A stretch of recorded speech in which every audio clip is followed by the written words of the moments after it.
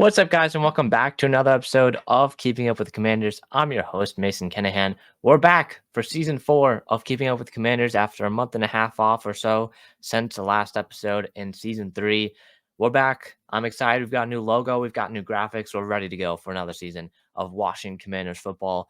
We're going to start today's episode with probably the biggest topic since the NFL draft and since the draft class that the Washington Commanders have brought in. This topic has fueled Commanders Twitter for probably the last 2 months, that being the status of Brandon Aiyuk and what is happening there between Aiyuk, the 49ers, Jayden Daniels, and the Washington Commanders. This has kind of been the big storyline since the break happened and Keeping Up with Commanders in the last month or so. And it definitely has picked up in recent weeks. Brandon Aiyuk, again, star receiver for the San Francisco 49ers. In my opinion, he's probably a top 15 receiver in the entire NFL. And he's currently up for a contract extension with the San Francisco 49ers. The 49ers and Brandon Aiyuk is set to be a free agent after this season. He's looking for that contract. He wants, I think they're saying like 29, 30 million, somewhere around there per year. The 49ers don't want to give it to him.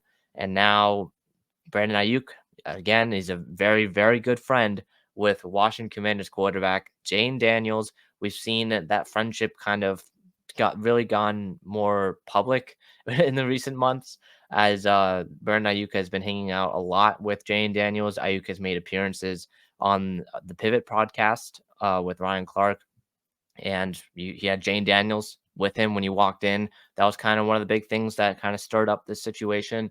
But then the big thing, like the really big thing that kind of exploded the Commanders' Twitter, I would say, is when Brandon Aiyuk posted, I think it was on his like TikTok story or something. It was either Instagram or TikTok, but he posted a picture of Washington Commanders practice film, of Jayden Daniels practice film with the Washington Commanders on his iPad or on a iPad supposedly. So that's kind of the big thing that got the Commanders fan base into a major frenzy, because you have Aiyuk, who again is still on the San Francisco 49ers. It's not like the Commanders have traded for him. He is watching Commanders practice film. There's something is up. Something is up with that. And that happened about a week ago or a week and a half ago. And it kind of really turned out that Jayden Daniels, it seemed like most likely Brandon Aiyuk and Jayden Daniels worked together, and then Aiyuk just took a picture of Jayden Daniels' iPad, or Jayden Daniels was showing him a play or something, which is not that bad. Not as bad as it could be, because if Brandon Aiyuk has the practice film for the Washington Commanders, something is up there. I don't think that's right. If he had the Commanders film or someone was sending him film, that person sending him, of course, being Jayden Daniels, not a great look for the franchise quarterback, but it sounded like he was just showing him a play or something, which is a lot better than what it could potentially be. So that was kind of what got the Commanders fan base about last week into a frenzy. And then a few days ago, I think it was 2 days ago, I want to say, or 3 days ago when this episode comes out, Brandon Aiyuk posted a picture on his Instagram story. He's driving, and then the song, he makes sure, in the corner has like the radio so you can see what song is playing on the radio. And on the radio, it says he's playing a song called Help Me. And that's some people took that out of context and assumed that maybe he's asking the Commanders for help. He wants out of San Francisco. He wants to be in Washington. So that's kind of what some people were assuming. Now, I want to also note that there was a fake picture of this going around where there was an arrow, like a red arrow. Someone drew a red arrow on the picture, and they put HTTC, of course, Hail to the Commanders on it.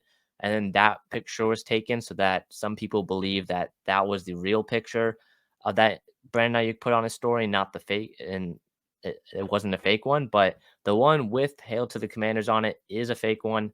That's been going around, so I want to clear that up.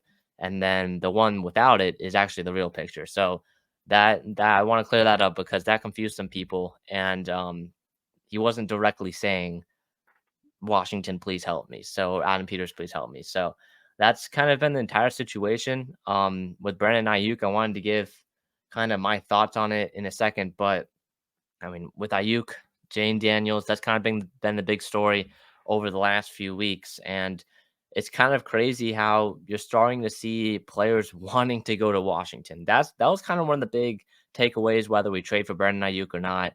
That was kind of one of the big takeaways for me is that a star receiver, as good as Brandon Ayuk is, wants to be traded to the Washington Commanders. Oh, I forgot to mention another thing that happened. Ayuk was asked what teams would you want to play on if it wasn't the 49ers, and the Washington Commanders were at the top of the list as well. I think he also included the Pittsburgh Steelers in that list for some reason as well.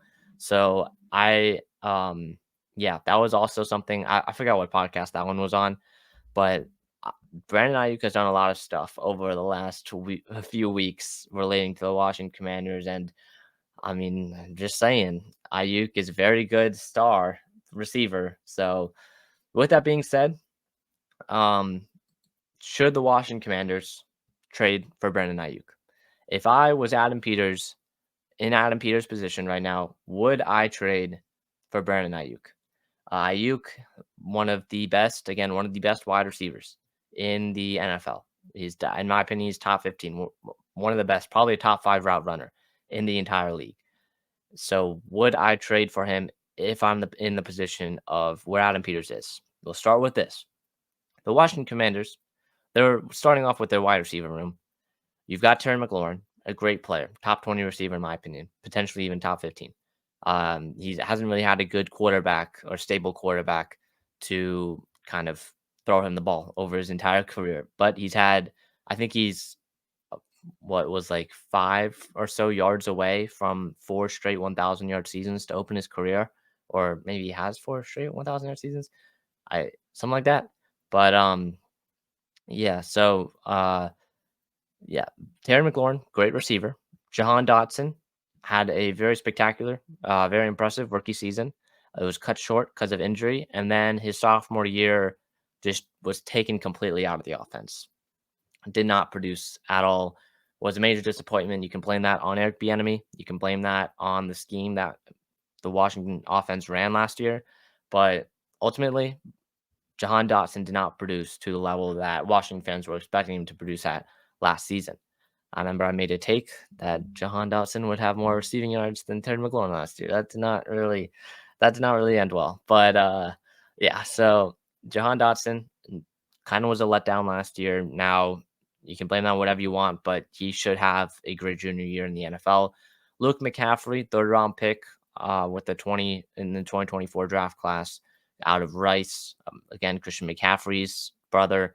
Um, he's going to be a major part in the offense. I expect all 3 of those receivers to be on the week 1 roster. You look at De'Ami Brown. There's been some questions around him. He's been a major letdown since being, I think it was a 3rd-round pick back in 2021, I want to say, or 2021, I want to say, out of UNC. Has been a major letdown. So beyond those 3, McCaffrey, Dotson, and McLaurin, you don't really have any stability or anyone really locked into a week 1 playoff, a week 1 starter spot or week 1 roster spot when week 1 rolls around. So Brandon Ayuk, if you were to trade for him, in my opinion, he would immediately become the wide receiver 1 on this team. I think he's the best wide receiver. If he gets traded to Washington, I think he's a better receiver than Terry McLaurin. I think he would be the wide receiver 1 on this team.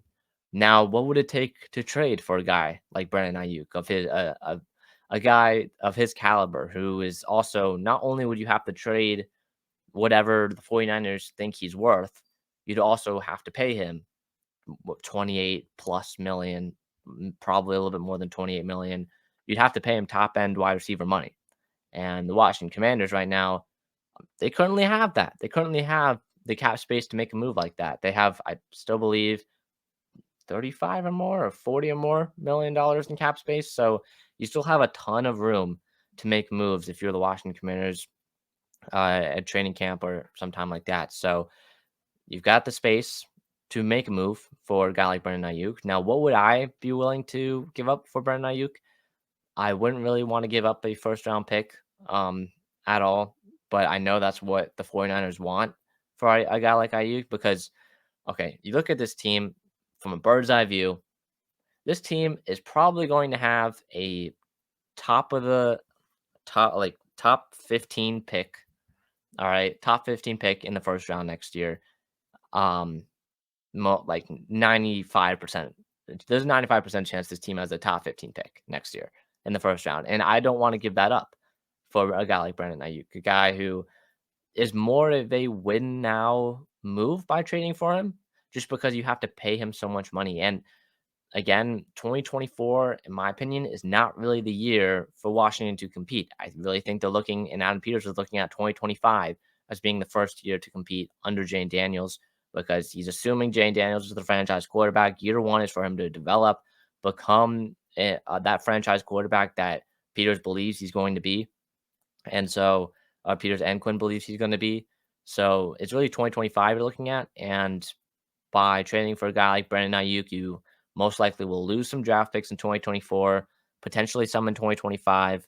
Now, would I make the move if I don't have to give up first round pick? Most likely. I'm intrigued. 2 second round picks for a guy like Brandon Aiyuk? I'm very intrigued. But if we would have to give up a first round pick, especially with where this team is at right now, I don't really like doing that. So that's kind of where I'm at with Brandon Ayuk. I think he'd be a great addition to this team. I think that, again, Washington is not paying anyone right now. You even look at a guy like Jahan Dotson, who is probably one of your best players that's going to be that are going to be due up for an extension. I believe he's going to be up for an extension next offseason, or next offseason will be his 5th year and then one more year. But a guy like Jahan Dotson, just based on what we've seen from him over the last 2 years, I don't know if he's worth the re-sign. Like, that's just, I mean, the potential that he has over these next 2 years, maybe he has 2 great years and we do re-sign him. That's great. All right. I'm not saying that Washington won't ultimately re-sign him and he won't get better, but just based off what we've seen over the last 2 years, wasn't a major part of the offense last year. I expect him to be, of course, play a significant role this year with Cliff Kingsbury. But if his struggles last year were more on him and less on the scheme, then that's a guy that you might not want to resign, especially with a wide receiver market right now that's kind of flourishing. You've got so many top end wide receiver talent in each draft, pretty much year in and year out. You just drafted Luke McCaffrey, so you've got a younger replacement there. But I mean, you look at a guy like Jahan Dotson, you might not pay him. Terry McLaurin, I believe, is up for an extension, but you're not really going to pay him. You're going to pay him probably ultimately around 26, 27 million for a couple years once he gets that extension, because McLaurin is, again, an older guy. I believe he's 28 or 29 already, which is just crazy to say. Felt like he got drafted just a couple years ago. But yeah, you're not really paying anyone right now if you're Washington. The future of Jonathan Allen, he's on a pretty big contract. He got that contract extension. His future after this year is up in the air.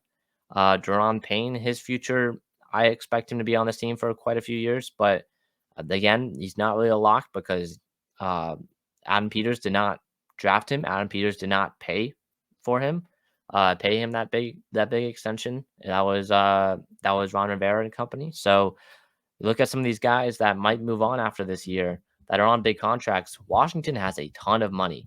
And of course, the big main reason for that is because they drafted a rookie quarterback with the 2nd overall pick. And they are hoping that that rookie quarterback is going to be their franchise guy. Again, the most valuable thing in the NFL right now is having a team ready to compete with a quarterback on a rookie contract, because you look at how much money these quarterbacks and how much cap space these quarterbacks are taking up for these top teams. You're paying Joe Burrow 50 plus million. You're paying, who was it? Jared Goff, I think, got an extension. I think he was probably 50 million or somewhere around there as well. So you're paying these quarterbacks tons of money. And you look at the Commanders, you look at Jayden Daniels. Jayden Daniels, I think his 4-year contract's worth like 30 something million total.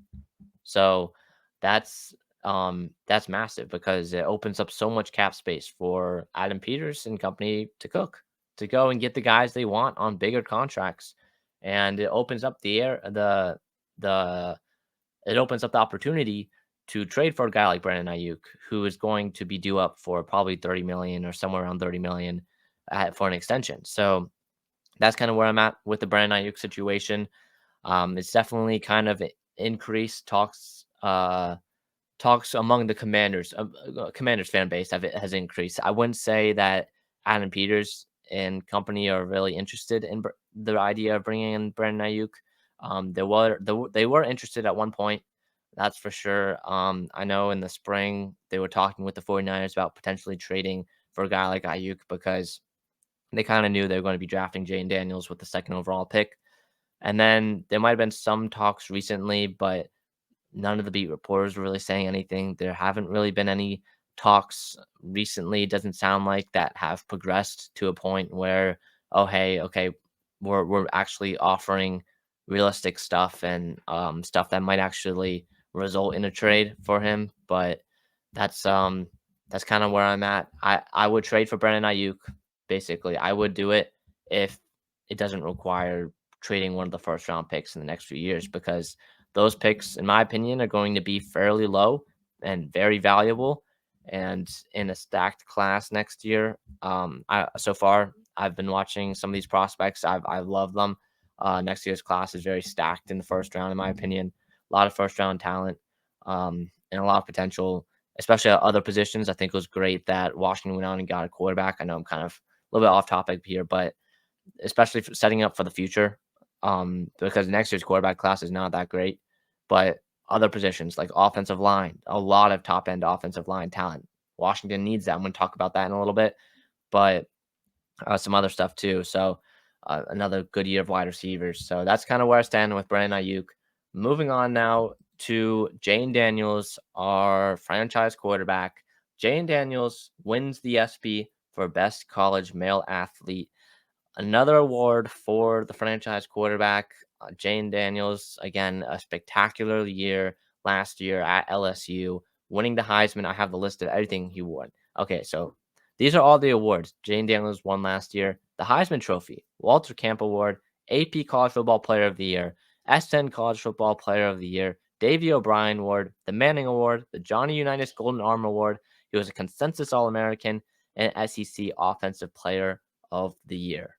All last year, a spectacular year for the former LSU quarterback. Led one of the best offenses in all of college football last year with Brian Thomas and Malik Neighbors as his two lead wide receivers. So kind of just adds to the collection of stuff that Jayden Daniels has won. Jayden Daniels had a nice fit. If you're watching the YouTube video for the episode, you can see it in the bottom, I think bottom left corner, what he was wearing. So it was a great night for the ESPYS, and Jayden Daniels came away with another award for his spectacular year last year. So just wanted to bring that up, and then closing out today's episode with some early training camp storylines. It's crazy. Training camp starts in 2 weeks.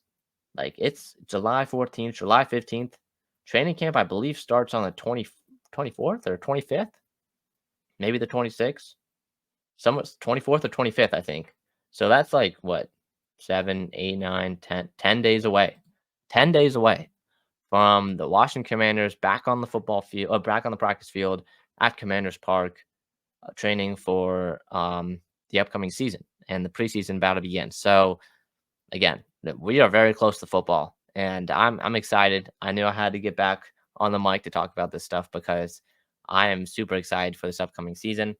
Well, all right, let's go through some of the biggest training camp storylines for the Washington Commanders. The first one, in my opinion, is probably Emmanuel Forbes.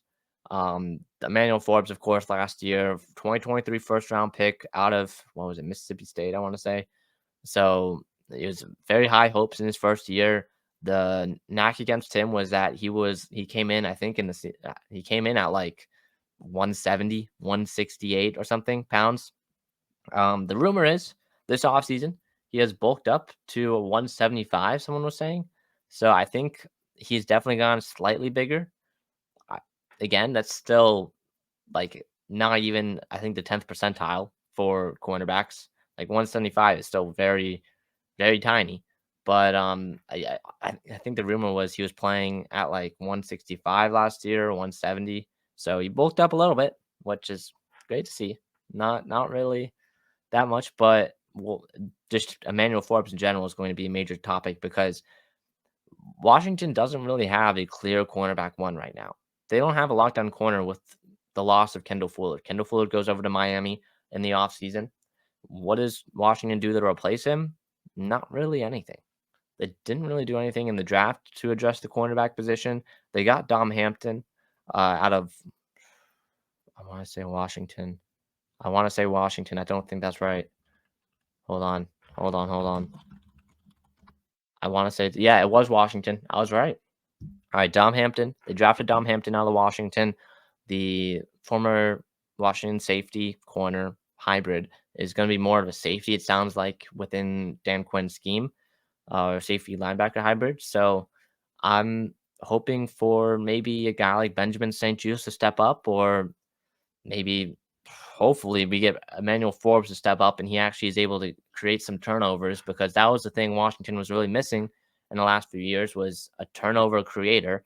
You draft a guy like Emmanuel Forbes, so hopefully he has he creates some turnovers for one of the worst turnover creating defenses heading into last season. And Emmanuel Forbes, one interception in the second week against Denver, and then nothing for the rest of the year. Got burned by AJ Brown multiple times. I think he got burned by AJ Brown more times than he did, or he got scored on by AJ Brown more times than he had an interception last year in the end zone. So it was not a great year for Emmanuel Forbes. We've known this, but I'm hopeful that he can step up his game next year, or for this upcoming year, because Washington's secondary, especially on the outside corner position, really needs it.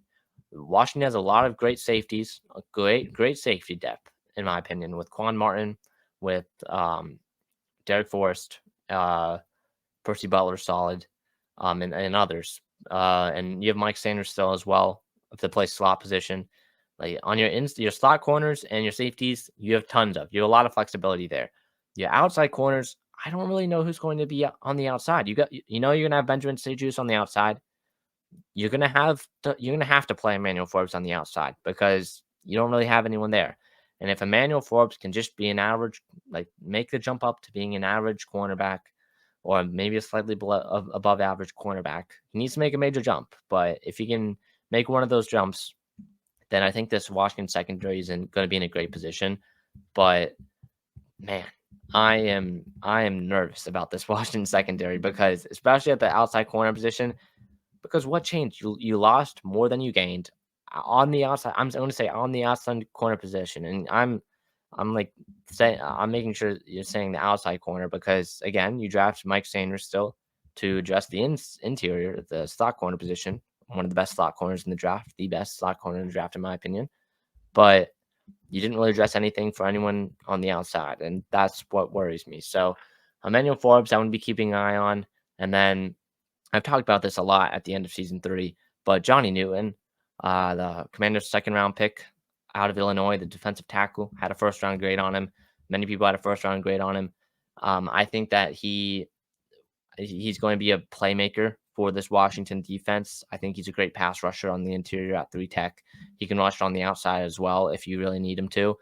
The big thing with Johnny Newton, not John, Johnny Newton, is that he has a broken foot. He broke his other foot. He broke both feet within the last year now. So Newton's not going to be ready for the start of training camp, it sounds like. I've mentioned it multiple times on the podcast last season, but he's not going to be ready for the start of training camp. It's going to be interesting to see when he comes back, how long it's going to take him to get back to game ready speed, because again, practice speed is a lot different than being game ready. And I don't really know if he's going to be ready for week 1. I don't want this to be a lingering injury. And by the time he starts practicing again, how long is it going to take him to get back to game ready condition? That's going to be a big storyline I'm going to have my eye on. And then also the offensive line battle between Brandon Coleman, Trent Scott, Cornelius Lucas, and potentially others at left tackle. Of course, it's got to be a major talking point. Who's going to win that left tackle battle, really? Will it be the 3rd round pick, Brandon Coleman, Will it be Cornelius Lucas? He's got to be one of the longest tenured Commanders at this point because there's been so much turnover on this roster. He's been the Commanders' best swing tackle on both sides for the last few years now. So Cornelius Lucas, what's it going to be like with him? Will he be able to win the job over the rookie? Could Trent Scott play a factor? I don't think he will, but could he potentially win it, or can potentially someone else step up, like a Brayden Daniels? Could he be the tackle that you need? Because Daniels coming out of Utah last year, was it 2023 fourth round pick, I believe, for Daniels, was one of the more polarizing, one of the more project players that the Commanders drafted in the 2023 draft. Ultimately, he has, I think, what was it, like a hip or back injury, and he's shut down for the season. Now, for Washington, there was a lot when they were cutting down from 90 to 53.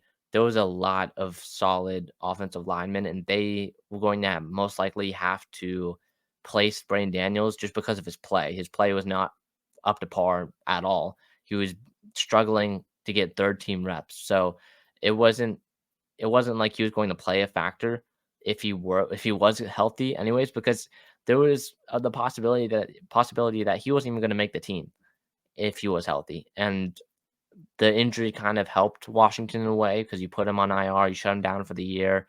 And so that's kind of the good thing. It's kind of a good thing because then you have Daniels now for camp again, while he might have been poached off the practice squad by a different team last year. So that's a good thing. But will Brandon Daniels be able to, like Emmanuel Forbes, heavily get better with his play to potentially being a starter on this team? The chances of that are very low, very low. But could we see a guy like him step up?